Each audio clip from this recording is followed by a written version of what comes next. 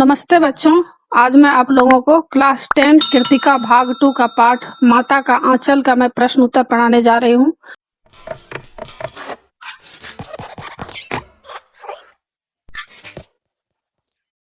बच्चों, क्लास 9 और क्लास 10 क्षितिज, कृतिका, स्पर्श, संचयन, इन सभी पुस्तकों के सारे चैप्टर्स का इम्पोर्टेंट क्वेश्चन एंड आंसर का पीडीएफ को डाउनलोड करने के लिए और क्लास 9 और क्लास 10 का टेक्स्ट बुक का पीडीएफ फाइल डाउनलोड करने के लिए आप इस वीडियो के डिस्क्रिप्शन में दिए गए प्रोसेस को फॉलो करके आसानी से पीडीएफ फाइल डाउनलोड कर सकते हैं। अगर आपके पास टेक्स्ट बुक और इम्पोर्टेंट नोट्स नहीं है तो आप इस पीडीएफ फाइल को डाउनलोड करके आसानी से पढ़ाई कर सकते हैं और अच्छे मार्क्स ला सकते हैं।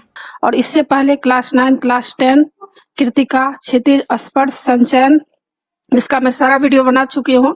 फुल एक्सप्लेनेशन, समरी और क्वेश्चन आंसर, और व्याकरण का भी बहुत सारा चैप्टर मैं पढ़ा चुकी हूँ। उसको देखने के लिए आप ऊपर दिए गए आई बटन पर क्लिक करके देख सकते हैं, या नीचे दिए गए डिस्क्रिप्शन बॉक्स में देख सकते हैं, या प्लेलिस्ट में जाकर देख सकते हैं।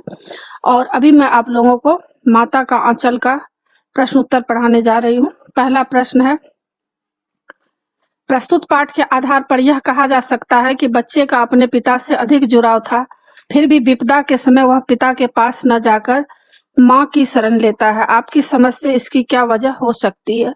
अथवा माँ के प्रति अधिक लगाव न होते हुए भी विपत्ति के समय भोलानाथ माँ के आंचल में ही प्रेम और शांति पाता है। इसका आप क्या कारण मानते हैं? उत्तर, यह बात सच है कि बच्चे यानी लेखक को अपने पिता से अधिक लगाव था। उसके पिता उसका लालन पालन ही नहीं करते थे, उसके संग दोस्तों जैसा व्यवहार भी करते थे, परंतु विपदा के समय उसे लाड़ की जरूरत थी, यानी प्यार की जरूरत थी।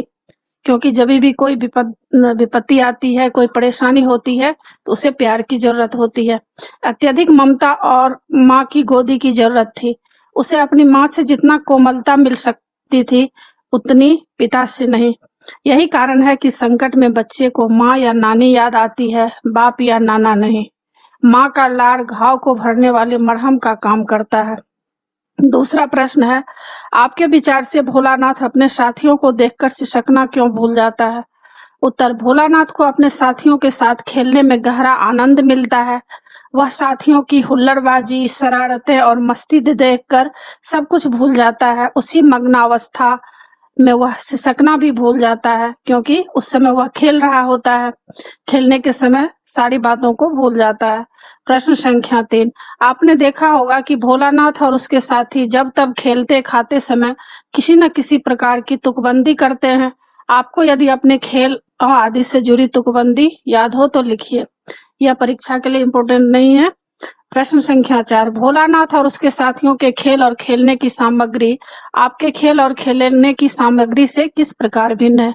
यानी इस प्रश्न में यह कहा जा रहा है कि भोलानाथ जो पहले खेल खेलते थे और अभी के जो बच्चे खेल खेलते हैं उसमें क्या भिन्न है? तो उत्तर, आज जमाना बदल चुका है। आज माता पिता अपने बच्चों का बहुत ध्यान रखते हैं। वे उसे गली मोहल्ले में बेफिक्री खेलने घूमने की अनुमति नहीं देते हैं। जब से निठारी जैसे कांड होने लगे हैं, तब से बच्चे भी डरे डरे रहने लगे हैं। अब न तो हुल्लड़बाजी, शरारतें और तुकबंदियां हैं, न ही नंग धरंग घूमते रहने की आजादी। अब तो बच्चे प्लास्टिक और इलेक्ट्रॉनिक्स के महंगे खिलौनों से खेलते हैं। बरसात में बच्चे बाहर रह जाएं तो माँ बाप की जान निकल जाती है। आज न कुएं रहे, न रहट, न खेती का शौक। इसलिए आज का युग पहले की तुलना में आधुनिक, बनावटी और रसहीन हो गया है। प्रश्न संख्या 5, पाठ में आए ऐसे प्रसंगों का वर्णन कीजिए जो आपके दिल को छू गए हों, अथवा किसी ऐसी घटना का उल्लेख कीजिए जब अपनी माता या पिता का स्नेह आपके अंतर्मन को छू गया हो। उत्तर, पाठ का सबसे रोमांचक प्रसंग वह है जब एक सांप सब बच्चों के पीछे पड़ जाता है। तब वे बच्चे किस प्रकार गिरते पड़ते भागते हैं और माँ की गोद में छिपकर सहारा लेते हैं। यह प्रसंग पाठक के हृदय को भीतर तक हिला देता है। इस पाठ में गुदगुदाने वाले प्रसंग भी अनेक हैं। विशेष रूप से बच्चे के पिता का मित्रता पूर्वक बच्चों के खेल में शामिल होना मन को छू लेता है। जैसे ही बच्चे भोज, शादी या खेती का खेल खेलते हैं, बच्चे का पिता बच्चा बनकर उनमें शामिल हो जाता है। पिता का इस प्रकार बच्चा बन जाना बहुत सुखद अनुभव है, जो सभी पाठकों को गुदगुदा देता है, यानी उस अंतर्मन तक यह पहुंच जाता है। प्रश्न संख्या 6, इस उपन्यास अंश में 30 के दशक की गांव संस्कृति का चित्रण है। आज की ग्रामीण संस्कृति में आपको किस तरह के परिवर्तन दिखाई देते हैं? अथवा माता का आंचल पाठ में ग्रामीण जीवन का चित्रण हुआ है या आज के ग्रामीण जीवन से किस प्रकार भिन्न है? उत्तर, आज की ग्रामीण संस्कृति में अनेक परिवर्तन हो चुके हैं, यानी आज जो गांव की संस्कृति है उसमें बहुत कुछ बदल चुका है। आज कुओं से सिंचाई होने की प्रथा प्राय समाप्त हो गई है। आज क्या हुआ है, कुओं से जैसे पहले खेत में सिंचाई होती थी वैसा अभी नहीं हो रहा है। इसकी जगह ट्यूबवेल आ गए हैं। अब बैलों की जगह ट्रैक्टर आ गए हैं। पहले बैल से खेत जोते जाते थे, अभी ट्रैक्टर से जोते जाते हैं। आजकल पहले की तरह बूढ़े दुल्हे भी नहीं दिखाई देते। आज धीरे धीरे ग्रामीण अंचल मौज मस्ती और आनंद मनाने की चाल को भूलता जा रहा है। वहां भी भविष्य, प्रगति और पढ़ाई लिखाई का भूत सिर पर चढ़कर बोलने लगा है, यानी चारों तरफ अभी पढ़ाई का बोलबाला हो गया है, खेलना कूदना कम हो गया है। प्रश्न संख्या 7, पाठ पढ़ते पढ़ते आपको भी अपने माता पिता का लाड़ प्यार याद आ रहा होगा। अपनी इन भावनाओं को डायरी में अंकित कीजिए, यह छात्र स्वयं कर सकते हैं। प्रश्न संख्या 8, यहाँ माता पिता का बच्चे के प्रति जो वात्सल्य व्यक्त हुआ है उसे अपने शब्दों में लिखिए। उत्तर, माता का आंचल में माता पिता के वात्सल्य का बहुत ही सरस और मनमोहक वर्णन हुआ है। बच्चे के माता पिता में मानो वात्सल्य की होर है। बच्चे के पिता अपने बच्चे से माँ जैसा प्यार करते हैं। वे बच्चों को अपने साथ सुलाते हैं, जगाते हैं, नहाते धुलाते हैं और खाना भी खिलाते हैं। उन्हें यह सब करने में बहुत आनंद मिलता है। वे कभी अपने बच्चे को डांटते फटकारते नहीं। वे माँ यशोदा की तरह बच्चे की एक एक क्रीड़ा में पूरी रुचि लेते हैं। वे उसके एक एक खेल को मानो भगवान भोलानाथ की लीला मानकर साथ देते हैं। इसलिए वे हंसकर पूछते हैं, फिर कब भोज होगा भोलानाथ? इस साल की खेती कैसी रही भोलानाथ? पिता बच्चे से हर संभव लाड़ करते हैं, प्यार करते हैं, उसके साथ खेलते हैं, उससे जानबूझकर हारते हैं, फिर उसे चूमते हैं, कंधे पर बिठाकर घूमते हैं। इन सारी क्रियाओं में उन्हें बहुत ही आनंद मिलता है। बच्चे की माता भी मानो ममता की मूर्ति है। उसे इस बात का बोध है कि बच्चे का पेट तो महतारी यानी माता के खिलाने से ही भरता है। उसका मन बच्चे को खिलाने पिलाने और पुचकारने दुलारने के लिए तरसता है। वह बच्चों से लाड़ करने में पारंगत है। वह भरपेट खाना खाए हुए बच्चे को भी अपनी वात्सल्य कला से रिझाकर ढेर सारा और भोजन करा देती है। यह उसकी ममता का ही प्रसाद है कि बच्चा अपने पिता के संग रहने का अभ्यासी होने पर भी माँ का आंचल खोजता है। विपत्ति में उसे माँ की गोद ही अधिक सुरक्षित प्रतीत होती है। माँ का ममतालु मन इतना भावुक है कि वह बच्चे को डर के मारे कांपता देखकर रोने लगती है। उसकी यह सजल ममता पाठक को बहुत ही प्रभावित करती है। प्रश्न संख्या 9, माता का आंचल शीर्षक की उपयुक्तता बताते हुए कोई अन्य शीर्षक सुझाइए। उत्तर, इस पाठ के लिए माता का आंचल शीर्षक उपयुक्त नहीं है। इसमें लेखक के शैशव की 3 विशेषताओं का वर्णन हुआ है। पहला, बच्चे का पिता के साथ लगाव। दूसरा, शैशव की मस्त क्रीड़ाएं यानी खेल कूद। तीसरा, माँ का वात्सल्य। माता का आंचल इन तीनों में से केवल अंतिम को ही व्यक्त करता है, अतः यह एकांकी और अधूरा शीर्षक है। इसका अन्य शीर्षक हो सकता है, मेरा शैशव, कोई लौटा दे मेरे रस भरे दिन। प्रश्न संख्या 10, बच्चे माता पिता के प्रति अपने प्रेम को कैसे अभिव्यक्त करते हैं? अथवा बच्चे माता पिता के प्रति अपने प्रेम को कैसे अभिव्यक्त करते हैं? अपने जीवन से संबंधित कोई घटना लिखिए जिसमें आपने अपने माता पिता के प्रति प्रेम अभिव्यक्त किया हो। उत्तर, बच्चे माता पिता के प्रति अपने प्रेम को उनके साथ रहकर, उनकी सिखाई हुई बातों में रुचि लेकर, उनके साथ खेल करके, उन्हें चूमकर, उनकी गोद में या कंधे पर बैठकर प्रकट करते हैं। मेरे माता पिताजी की 20वीं वर्षगांठ थी। मैंने उनके 20 वर्ष पुराने युगल चित्र को सुंदर से फ्रेम में सजाया और उन्हें भेंट किया। उसी दिन मैं उनके लिए अपने हाथों से सब्जियों का सूप बनाकर लाई और उन्हें आदर पूर्वक दिया। माता पिता मेरा यह प्रेम देखकर बहुत ही प्रसन्न हुए। प्रश्न संख्या 11, इस पाठ में बच्चों की जो दुनिया रची गई है वह आपके बचपन की दुनिया से किस तरह भिन्न है? उत्तर, हमारा बचपन इस पाठ में वर्णित बचपन से पूरी तरह भिन्न है। हमें अपने पिता का ऐसा लाड़ नहीं मिला यानी प्यार नहीं मिला। मेरे पिता प्रायः अपने कामों में व्यस्त रहते हैं। प्रायः वे रात को थककर ऑफिस से आते हैं। वे आते ही खाना खाकर सो जाते हैं। वे मुझसे प्यार भरी बातें कुछ बातें ज़रूर करते हैं। मेरे लिए मिठाई, चॉकलेट, खिलौने भी लाते हैं। कभी-कभी स्कूटर पर बिठाकर घुमा भी आते हैं, किंतु मेरे खेलों में इस तरह रुचि नहीं लेते। वे हमें नंग-धरंग तो रहने ही नहीं देते। उन्हें मानो मुझे कपड़े से ढकने और सजाने का बेहद शौक है। मुझे बचपन में ए एप्पल, सी कैट रटाई जाती थी। A for apple, C for cat रटाई जाती थी। हर किसी को नमस्ते करनी सिखाई गई। 2-2.5 साल की उम्र में मुझे स्कूल भेजने का प्रबंध किया गया। 3 साल के बाद मेरे जीवन में मस्ती गायब हो गई। मुझे मेरी मैडम, स्कूल ड्रेस और स्कूल के काम की चिंता सताने लगी। तब से लेकर आज तक मैं 90% अंक लेने के चक्कर में शायद मेरा बचपन बुढ़ापे में आ गया, या शायद मैं अपने बच्चों या पोतों के साथ खेल सकूं। प्रश्न संख्या 12 यह प्रश्न उत्तर इम्पोर्टेंट नहीं है। अन्य महत्वपूर्ण प्रश्न है। पहला, माता का आंचल पाठ में निहित जीवन मूल्यों की चर्चा कीजिए। उत्तर, माता का आंचल वात्सल्य आधारित पाठ है। इसमें सबसे बड़ा जीवन मूल्य है अपनी संतान से अथाह प्रेम। माताएं अपने बच्चों को पालने और बड़ा करने में अपने आप को खपा देती हैं, यानी पूरा जीवन लगा देती हैं। वह अपने बच्चे के सुख में अपना सुख मानती है। यह वात्सल्य त्याग, बलिदान और तपस्या पर आधारित होता है। यही बलिदान बच्चों को अपने माता पिता की सेवा के लिए तैयार करता है। दूसरा प्रश्न, माता का आंचल में बच्चों के विविध खेलों का उल्लेख कीजिए। विविध मतलब अनेक खेलों का। आज के बाल जीवन में ऐसे खेलों की कमी आने के कारणों पर प्रकाश डालिए। उत्तर, माता का आंचल में बच्चों द्वारा खेले गए विविध खेलों का वर्णन है। आज नगरों का बाल जीवन ऐसे खेलों से दूर है। आज सबको उन्नति और प्रगति की भूल भुलैया ने खेलना और मस्त रहना भुला दिया है। आज सभी माता पिता अपने बच्चों को पैदा होते ही सयाना, पढ़ाकू और कमाऊ बनाने में जुट गए हैं। मस्ती और आनंद को समय गंवाना मान लिया गया है।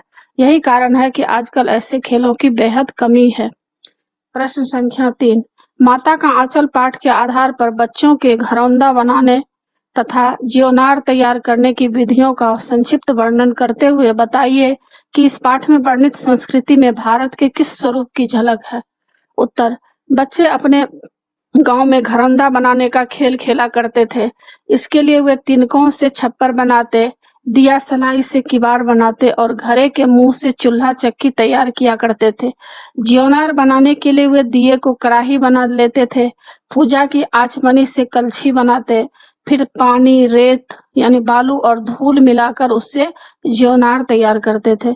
यह भारत की ग्राम्य संस्कृति की जीता जागता चित्र है। प्रश्न संख्या 4, माता का आंचल पाठ में लेखक का अपने पिता माता से बहुत लगाव है। माता पिता भी उनका बहुत ध्यान रखते हैं। आपके विचार से लेखक को अपने माता पिता के लिए क्या क्या करना चाहिए। उत्तर, मेरे विचार से लेखक को चाहिए कि वह अपने माता पिता का बराबर ध्यान रखें। जब वे बूढ़े हों तो उनकी देखभाल करें, उनके भोजन का उचित प्रबंध करें, बीमार होने पर उनकी दवा दारू करें, उनकी हर जरूरत को पूरा करें तथा उन्हें आराम पहुंचाएं। प्रश्न संख्या 5, माता का आंचल पाठ में वर्णित तत्कालीन विद्यालयों के अनुशासन से वर्तमान युग के विद्यालयों के अनुशासन की तुलना करते हुए बताइए कि आप किस अनुशासन को अच्छा मानते हैं और क्यों। उत्तर, या अथवा गुरुजी द्वारा भोलानाथ और उनके साथियों की खूब खबर लेने की घटना से तत्कालीन शिक्षा व्यवस्था पर क्या प्रकाश पड़ता है। क्या आप इस शिक्षा व्यवस्था के पक्ष में हैं। उत्तर, माता का आंचल में जिस विद्यालय का वर्णन है वहां अध्यापक बच्चों की पिटाई करके उन्हें अनुशासन में रखते थे। आज के विद्यालयों में बच्चों को पीटना मना है, मतलब मारना मना है। आजकल उन्हें समझा बुझाकर या दंड द्वारा अनुशासन में रखा जाता है। यह तरीका पुराने तरीके से अधिक अच्छा है। प्रश्न संख्या 6, माता का आंचल पाठ के शीर्षक की सार्थकता इस पाठ की किस घटना में निहित प्रतीत होती है। माता का महत्व दर्शाते हुए इस शीर्षक की सार्थकता पर अपने विचार व्यक्त कीजिए। उत्तर, जब सांप से घबराया हुआ बालक घर में आकर अपनी माँ के आंचल में छिप जाता है और स्वयं को सुरक्षित अनुभव करता है तो हमें माँ का आंचल शीर्षक की सार्थकता का बोध होता है। यह शीर्षक सचमुच सार्थक है। इस पाठ में माँ के वात्सल्य भरे आंचल का महत्व भी बताया गया है। प्रश्न संख्या 7, शिशु का नाम भोलानाथ कैसे पड़ा? उत्तर, लेखक के पिता शिव भक्त थे। वे अपने पुत्र में भगवान शिव के अलमस्त रूप की झांकी देखते थे। विशेष रूप से जब वह शिशु पूजा पर बैठता था और चौड़े माथे पर तिलक त्रिपुंड लगवाता था तो लंबी लंबी जटाओं के बीच में वह बम भोला प्रतीत होता था, इसलिए उनके पिता उसे भोलानाथ कहकर पुकारते थे। प्रश्न संख्या 8, इस पाठ के आधार पर लेखक के पिता की विशेषताएं लिखिए। उत्तर, माता का आंचल के पिता भगवान के परम भक्त, परम स्नेही और भोले स्वभाव के व्यक्ति थे। वे हर रोज सुबह सवेरे उठकर शौच आदि से निपटकर स्नान करते थे और पूजा करने बैठ जाते थे। उसके बाद वे रामनामा बही पर 1000 बार राम नाम लिखा करते थे। वे कागज के छोटे छोटे टुकड़ों पर राम नाम लिखकर उन्हें आटे की गोलियों में लपेटते थे और गंगा की मछलियों को खिलाते थे। इससे उसके भक्त स्वभाव का परिचय मिलता है। पिता स्वभाव से अत्यंत स्नेही तथा भोले थे। वे शिशुओं की लीला में शिशुओं की भांति सम्मिलित हो जाते थे। उनकी हंसी निर्दोष होती थी। उनके मन में अपने पुत्र के प्रति असीम वात्सल्य था। वे माँ की भांति बच्चे का भरण पोषण करने में भी कोई संकोच नहीं करते थे। 9वां प्रश्न है, पिता के आ जाने पर खेल खेलते सब बच्चे भाग क्यों जाते थे? उत्तर, बच्चे खेल खेलते समय पूरी तरह मस्त होते हैं। बच्चे खेल खेलते समय पूरी तरह मस्त होते हैं। वे मस्ती में 100% लीन हो जाना चाहते हैं। वे नहीं चाहते कि किसी भी घूरती निगाहें उनके खेल पर पड़े। वे तो खेल के साथी चाहते हैं। वे अपनी काल्पनिक दुनिया में किसी प्रकार की खलल, निर्देश या भाषणबाजी नहीं चाहते। पिता के आते ही उन्हें उपदेश आदि का भय लगने लगता है, इसलिए वे खेल बंद करके भाग जाते हैं।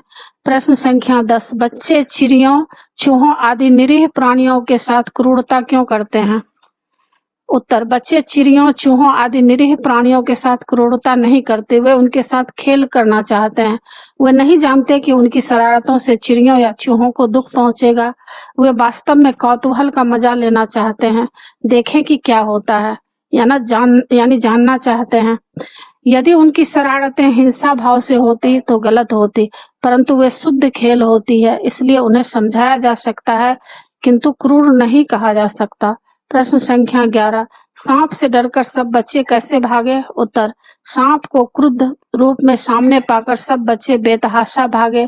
किसी को कुछ न सूझा। कोई कांटों पर पांव रखकर दौड़ा, कोई गिरा, कोई पलटा, किसी का सिर फूटा, किसी के दांत टूटे, कोई औंधा गिरा तो कोई चित गिरा। सबकी देह लहूलुहान हो गई और पांव छलनी हो गए। प्रश्न संख्या 12, माता का आंचल पाठ के शीर्षक की सार्थकता पर विचार कीजिए। उत्तर, माता का आंचल पाठ में लेखक ने अपने बचपन की मधुर यादों को याद किया है। इसमें माँ की ममता, दुलार, पिता के स्नेह और मित्रों के स्नेह का वर्णन हुआ है। लेखक के हृदय पर सबसे अधिक प्रभाव माँ की ममता का रहा, इसलिए इस पाठ का नाम माता का आंचल रखा गया। प्रश्न संख्या 13, बच्चों द्वारा की गई कौन सी शरारत उन्हें महंगी पड़ी? उत्तर, बच्चों ने खेलते खेलते चूहों के बिल में पानी उलीचना शुरू कर दिया। उलीचना मतलब डालना शुरू कर दिया। तभी वहां एक सांप निकल आया और गुस्से से फुंकार करने लगा। सभी बच्चे डर कर बेतहाशा घर की ओर भागे। किसी का सर फूटा, किसी की दांत टूटे, कोई औंधा गिरा तो कोई चित गिरा। सभी लहूलुहान हो गए। यह शरारत उन्हें बहुत महंगी पड़ी। प्रश्न संख्या 14, लेखक किस डर से माँ के आंचल में आ दुबका? उत्तर, लेखक और उसके साथियों पर सांप ने फुटकार मारी, जिसके भय से सभी भयभीत हो गए, अतः लेखक उसके डर से माँ के आंचल में आ दुबका। तो इसी के साथ बच्चों पाठ की समाप्ति होती है। आशा है आप लोगों को सब समझ में आ गया होगा। एग्जाम के लिए अच्छी तरह तैयार कर लीजिएगा। और बच्चों, आप मेरे चैनल देवजी को जरूर सब्सक्राइब कीजिएगा और सब्सक्राइब के बगल में जो बेल आइकन बटन है उसे जरूर क्लिक कीजिएगा, लाइक कीजिएगा और शेयर कीजिएगा। कमेंट्स जरूर कीजिएगा कि आपको यह पाठ कैसा लगा। नए पाठ के साथ फिर मैं मिलूंगी। धन्यवाद बच्चों।